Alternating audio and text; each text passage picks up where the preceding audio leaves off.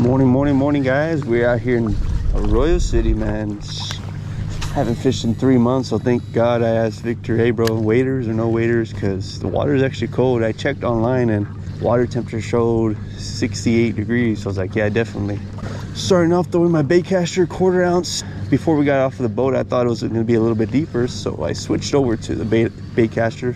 Usually when I wade fish, I like to get 2 rods or bring 2 rods, one with a 1/4 ounce and one with the 1/8 ounce. That way I can easily switch. I have another rod on my hip right here on my back with a 1/8 ounce, a different color lure as well. So I'll start off throwing this 1/4 ounce bay villain purple goblin. It's got a chartreuse tail, so it should pop in the water. Throw it for about 5 or 10 minutes. We don't get anything, we'll switch over to a different color. It's normally what I like to do, switch colors, find out what they want, and then stick to that color until they stop biting, and then I'll switch again. One thing I would recommend if you're going to be wade fishing, get a belt with you or buy a belt. You can put your lures in a little box and you can bring an extra rod just in case, because this is a bait caster, right? Just in case I throw a bird's nest, instead of walking all the way back to the boat, I can just easily switch back to a different lure, a different rod, and I can keep fishing. It's crazy, man, because there's overcast conditions right here. I thought the water was a lot deeper, but it's actually pretty shallow. It's like less than my knee deep, less than my knees. Let's see if we can find some fish, boys and girls. Before we got off the boat, I like to scan the area, see what spot I like to walk, and I usually always walk to the left just because I talk to myself a lot on my GoPro ride. So if someone's fishing out here, I don't want them to get annoyed by me talking to you guys, so I try to walk off to the side by myself just so I can talk to YouTube and not bother them. Imagine working all week or being out with friends and then wanting to go out and just relax and fish and not hear someone talking, and then here I come with a GoPro right now. This is like perfect trout weather right here, guys. A little bit colder, maybe the fish are on the bottom, so I'm gonna slow up my cadence just a smidge. I was working a little bit too fast. Let's let that lure drop to the bottom, give it a nice pop. 1, 2, 3, let it sit. See? I was saying that cold weather, you want to let that lure drop a little bit. Let the lure drop to the bottom. Sure enough, we got a trout, boy. Small one, but it's a trout. Laters, homie. That's funny, bro. I was talking to the GoPro. I was like, let me slow up my cadence a little bit. Little trout. Oh, yeah? It's colder than I thought it'd be, right? Sure enough. What are you throwing, TNT? Nub?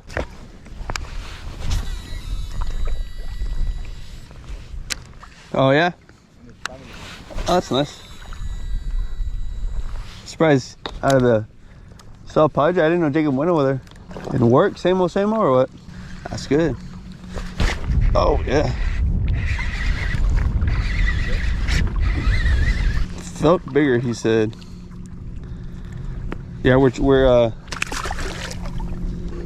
I think 2 or 3 small trout so far, guys. On that slight pause, on that long pause, cold water, slow it down. If the sun comes out or it picks up, it heats up a little bit, then I'll switch up my cadence. But for now, let's keep it nice and slow. 1/4 ounce jig head, let it hit the bottom or let it bounce off the bottom. Might be a big trout up in here, man. I got grass or what I got?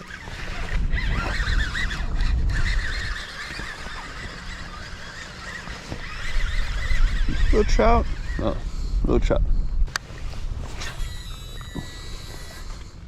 All right, so to my left over here, guys, I threw my lure and I ran into a big grass patch. So what I'm gonna do is I'm gonna try to cast it back there, but just keep my rod up.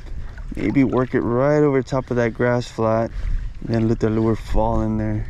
Try not to get hung up, but try to skirt my lure right on top of the grassy area, because if I was a trout, I'd be up in that grass trying to stay warm, or right along the edge looking for an easy meal. And remember, man, if it's cold, you want to be warm, man. Even if you're a fish. Another trout. Better trout, no? My theory didn't work.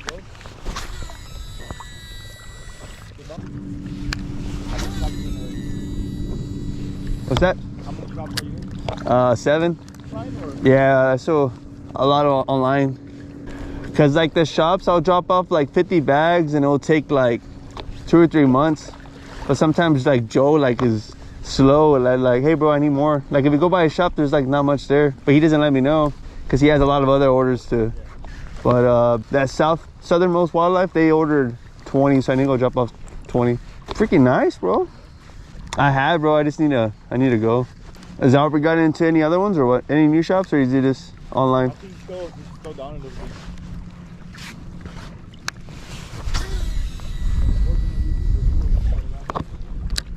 I sound like a broken record, man, but whenever you're wade fishing, try to fan cast here, here, here, here, and then find the fish, then you slow it down, you break it down a little bit more. Instead of just like walking around and casting aimlessly, try to have a little method to the madness. Find the fish and you slow it down. Caught like 2 or 3 trout with this color and then it kind of slowed down, so I might switch colors here in a little bit. See how I cast it that way? Now I'm gonna cast this way, then I'll cast that way. Actually, it feels like we're getting a little bit shallow, a little bit more shallow than when we started off. Maybe that 1/8 ounce on a slow fall is gonna be what they really, really want. Remember, when you're using a 1/4 ounce, it's gonna fall a lot faster. Maybe they want it nice and slow in that strike zone. We'll do one more cast with this purple one, or this 1/8 ounce, I mean this 1/4 ounce. See, with a 1/4 ounce, it's gonna drop 1, 2, 3, 4, like kind of faster, as opposed to throwing an 1/8 ounce. Nice, that's what I'm talking about, boys. That is what I'm talking about.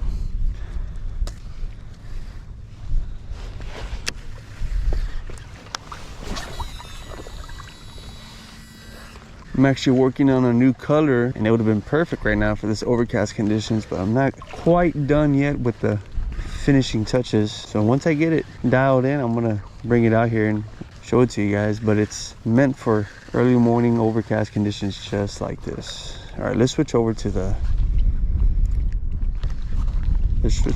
other lure that we got here. Let's switch over to this right here, man. Remember, we got a 1/8 ounce jig head. I'm not gonna cast it off swar because there's not much wind, right? But it's gonna fall a lot slower than the 1/4 ounce. I'm still gonna pop it, let it sit all the way down to the bottom. Pop it, let it sit all the way down to the bottom. Maybe that slow fall, that slow glide through the water column since it's colder. Maybe that's gonna be the trick. Let's see if this yellow hornet can do the trick, man. It's a little chartreuse color, so it should pop in that water. Just overcast. Ooh, right in the grass. Did I land in the grass? What is going on? For one, that felt like a fish. Maybe it was a small trout because I felt it as soon as I hit the water. So right here, I can actually see some dark patches right there. I'm assuming it's going to be grass. I'm trying to work that lure right along the edge of that grass. I'll cast it out there right now, and then I'll work it on top of the grass. I don't know if you guys can see it in the GoPro, but there's water, right? And then there's like a black patch. That's gonna be where the grass mats are at. Always keep looking around, man. Keep trying to find something that gives you an advantage.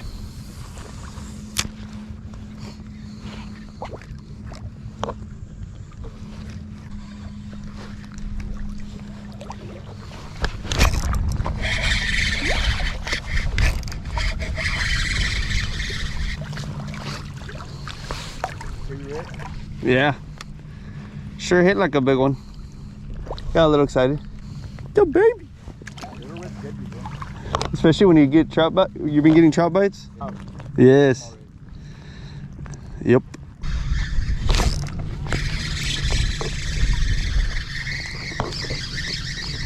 Big one. The trout. Like I said, a little 1/8 ounce is what they wanted, man. That slower fall. And of course, that's the last. Oh, that's a nice trout. Nice trout. It's a keeper. Oversized? Yeah, remember 20? Is it 20? Nice.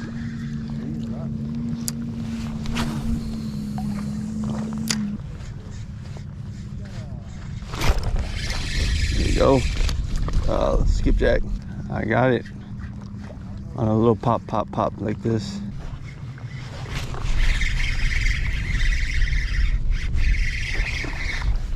Oh no, it came off.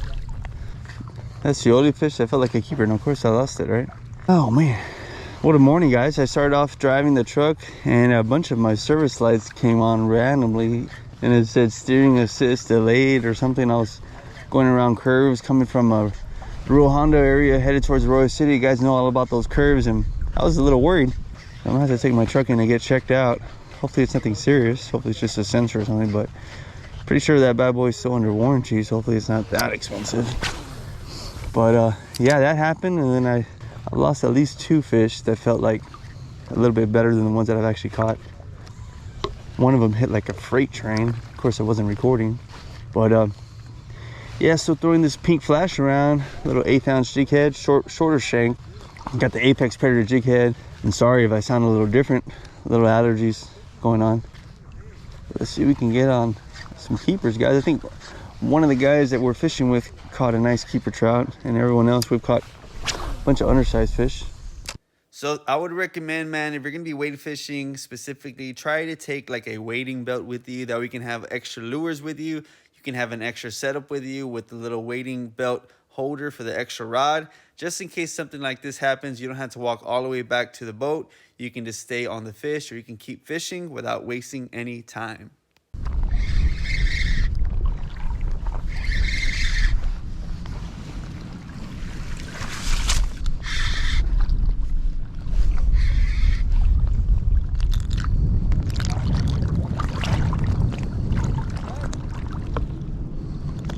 It's a big trout. Big trout.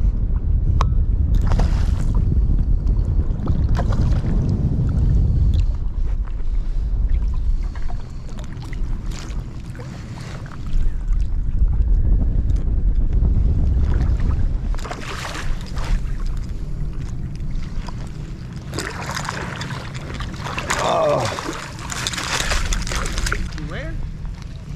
Yeah, she's like 4 pounds.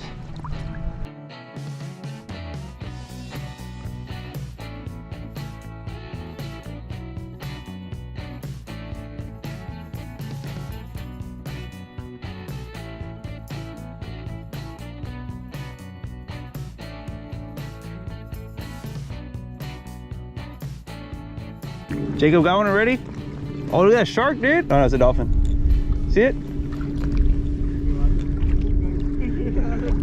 Dude, I don't think that's a, oh yeah, it's a dolphin.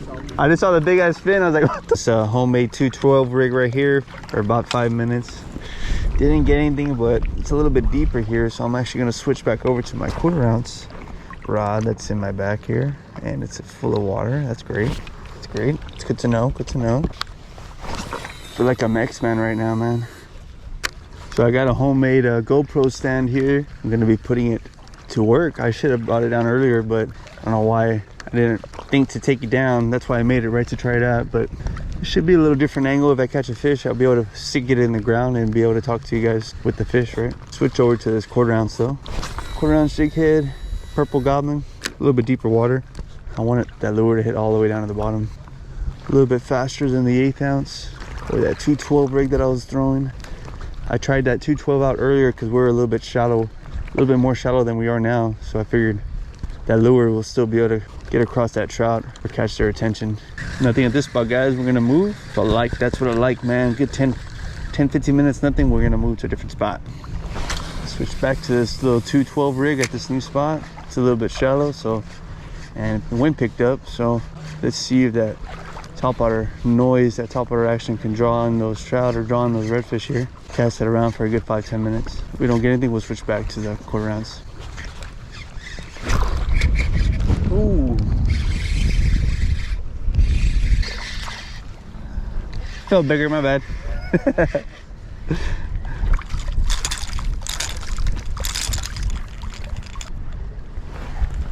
Very sharp.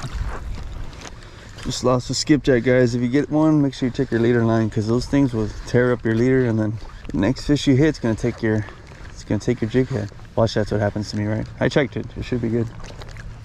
So we didn't catch anything there, guys. Ended up moving spots. Luckily, Captain Victor is a professional man, and he was slowing down to that spot that we were going to be showing up at, that we are going to be fishing, and this is what ended up happening. It's pretty crazy. Somebody left the drip sock here. I got a drip sock for sale in good condition, slightly used. Slightly used. 2 holes. So I don't want to annoy you guys with the wind, man, but look at that, man. Just a random drift sock. Ended up getting on the prop, tangling up on that motor right there. And like I said, man, luckily we were coming to a stop, And luckily Captain Victor knew exactly what he was doing, but it could have been bad, man. We could have been gunning it and we could have literally been thrown off the boat. So shout out to Captain Victor if you're watching this video. That's why I always recommend going out with someone that knows what they're doing. Little different waiting spot. We've had a lot of malfunctions today, but we're still doing it. We had some tough luck, man. Literally a drift sock was on the end of his prop, man. It could have been bad. It would have been hauling ass. Thing would have spun and just stopped that boat in its tracks. But good thing kind of happened like when we were already coming to a stop. But let's see if we can catch some more fish, man. I think I got like 7 or 8 small trout, 2 or 3 undersized red, big trout in the morning, and a keeper trout. My GoPro batteries are messing up. I'm gonna have to order some new ones, but luckily I usually bring 3 or 4 batteries with me, and this one has like 75% on it, so let's see how long it lasts. If you guys enjoyed that other angle with that little GoPro mount that I made, drop a comment down below. If you guys had some weird experiences with a drift sock like that, drop a comment also. This spot looks good for reds, guys. I'm gonna call it right now. In 5 minutes we're gonna be hooking up to some redfish. I literally did that last time in one of my videos and it happened to like perfection. It's pretty crazy. My redfish senses are tingling. What do we have? What do we got? What do we got? We got a little small red, small trout. That's a keeper trout.